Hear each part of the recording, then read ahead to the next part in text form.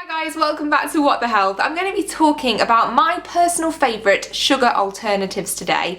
It's very important to say at the beginning of this that these are just very much my own personal preferences. I'm not a nutritionist, I'm just a girl who uses healthier alternatives to things in terms of ingredients, baking, just things that I would normally have used sugar for, and these are my personal favourites. It's also important to say that just because these are considered healthier alternatives, it doesn't mean that I sort of go to town on them, use them like as much as I like, just throw loads into recipes and drinks and porridge. It means that I just use these as much as I would have used sort of traditional white sugar, but they're just a little bit better for you if you're going to have sugar in the first place. So for each of these three things I'm going to show you, I still do use them in sort of quite a limited fashion, just as I would have done with sort of white sugar. First up is coconut sugar. Now this one, I have a little clip on, is just organic coconut sugar. This is the Tiana brand. You might have seen this in a couple of my videos and blog posts where I've made sort of cookies and I've used coconut sugar with like oats and bananas and things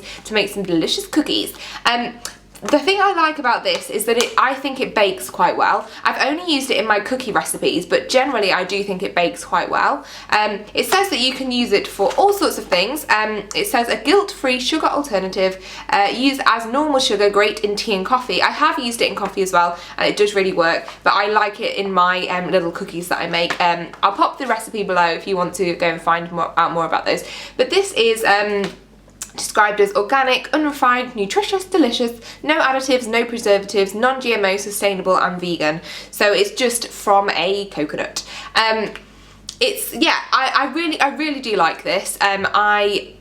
If you actually just taste a little bit on its own, it's nowhere near as sweet as sugar, so you perhaps have to use slightly more, but I personally wouldn't. I would probably use the exact same amount as I would have done in sugar, and you know that it's just going to be a little bit better for you, hopefully. Oh, it actually does say on the back that it's perfect for confectionery, desserts and baked foods. I never actually knew that it was good for baking. I've just used it as that, so this is definitely a favourite.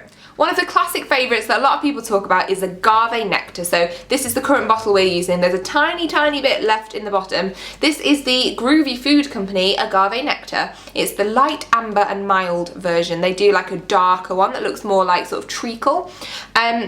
This is something that Tiz and I use in hot drinks. So Tiz used to have spoonfuls of sugar in his hot drinks, but now he has agave.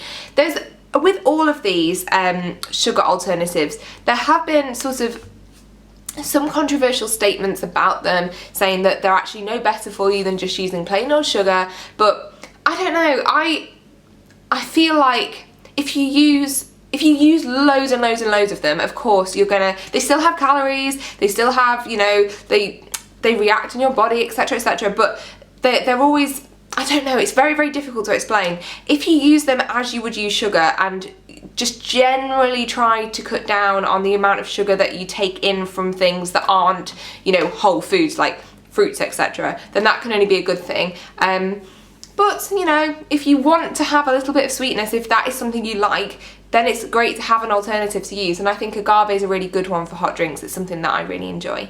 And the final one is this little delight, which is Sweet Freedom. I hadn't really heard of this, so I haven't tried it out for a while. As you can see, I've only used sort of a tiny bit at the top. It's 100% from fruit, natural sweetness, 13 calories per teaspoon. So it's essentially syrup made from natural fruit extracts of apples, grate and carob. What's carob? I've heard of that before. I feel like I definitely should know what it is. Let me know if you know. Again, vegan, low in fructose, no need to refrigerate, 25% less gram for gram than sugar is what you need to use. And it's vegan and it's great. So I use this in porridge, and it just gives that really, it's very sweet. I find it's very sweet. So I naturally use less of this in porridge than I would have done sugar, because I find that this is so sweet on its own. And the fact that it's 100% from fruit is great. There's a danger, I think, with things like this when you say, oh, 100% from fruit. I can eat as much fruit as I like, so I can use as much this if I like. This is very much the pure sweetness from the fruit extracted, so be very sort of careful about that, and remember that you wouldn't be getting all of the amazing fibre and nutrients that you get from fruit in this. This is just the pure sugar from it. And yeah, I mean, it's great. I find it's a wonderful alternative. I only have to use a tiny little bit of it. I'd probably use a teaspoonful, maybe 2. So that's like 26 calories worth of sweetness.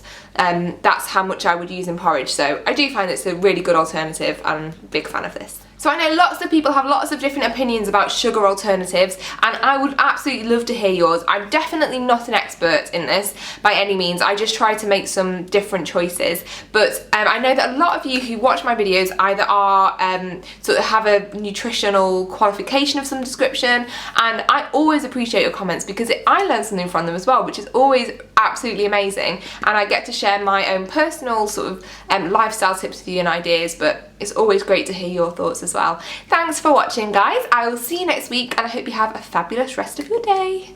Bye.